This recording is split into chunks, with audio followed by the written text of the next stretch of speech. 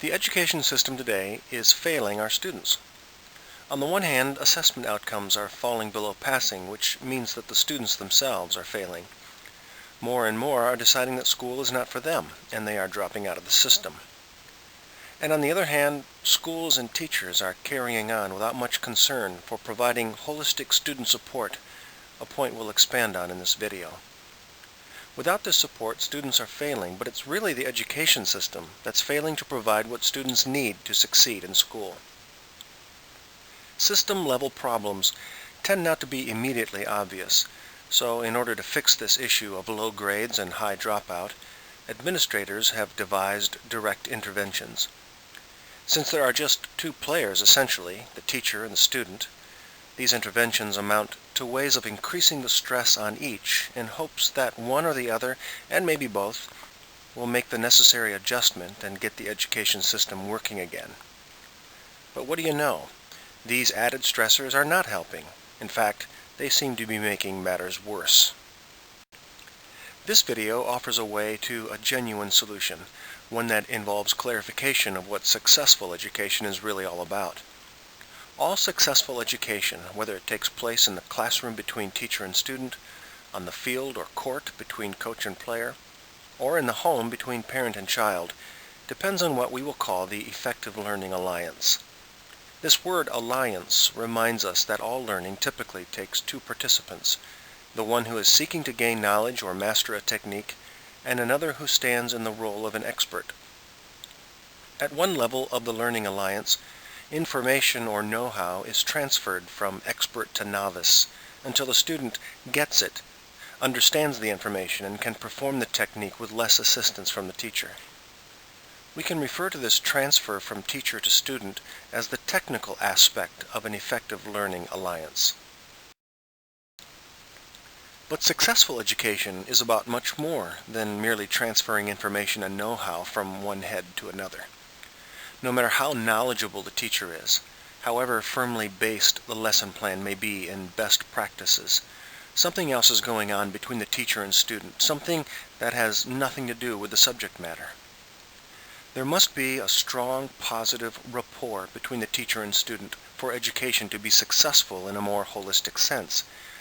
We have moved our focus from the technical aspect of education to an interpersonal level, where the teacher and student are either emotionally engaged or not. Of course, students can feel a teacher's degree of active interest in them, and teachers can feel this in students as well. Positive rapport between teacher and student is where the learning alliance truly becomes an alliance, not just a bridge of information and know-how from expert to novice, but an interpersonal partnership, a person-to-person connection. Successful education requires teachers to be invested emotionally in their students, and students to be emotionally engaged with teachers. We can all agree that the EQ factor of interpersonal rapport is a strong predictor of successful education. Simply put, effective learning depends on a strong learning alliance where the teacher-student partnership is trusted and emotionally engaged. But emotional intelligence goes even deeper than the interpersonal level of relationship. Ultimately, emotions are about motion, movement, taking action, responding behaviorally to an environmental challenge or opportunity. In order to compel appropriate behavior, an emotion first alters the internal state of the body. It does this by taking cues from the environment as well as from the story currently being entertained in the mind regarding what those cues might mean. Generally speaking, learning is optimized when the internal states of both teacher and student are calm and centered. Such a state supports the kind of mindful attention that successful education requires. If this psychosomatic or mind-body balance is missing in just one partner of the learning alliance, making the teacher or student distractible, agitated, or distressed, learning is deeply compromised. The factor of psychosomatic balance is the individual responsibility of teacher and student. One cannot manage the internal state of the other. Having said that, however, the influence of interpersonal rapport on each partner's internal state must be acknowledged. In the end, the circuit of emotional intelligence flows unbroken from the interpersonal to the psychosomatic and back again.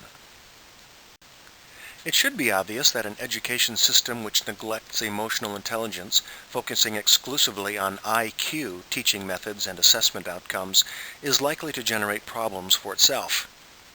Because effective learning depends on an effective learning alliance, not giving attention to the quality of rapport between teachers and students, and deeper still, to the strengthening of skills in teachers and students that can recover and maintain psychosomatic balance, is how our current education system is failing students and why it isn't working.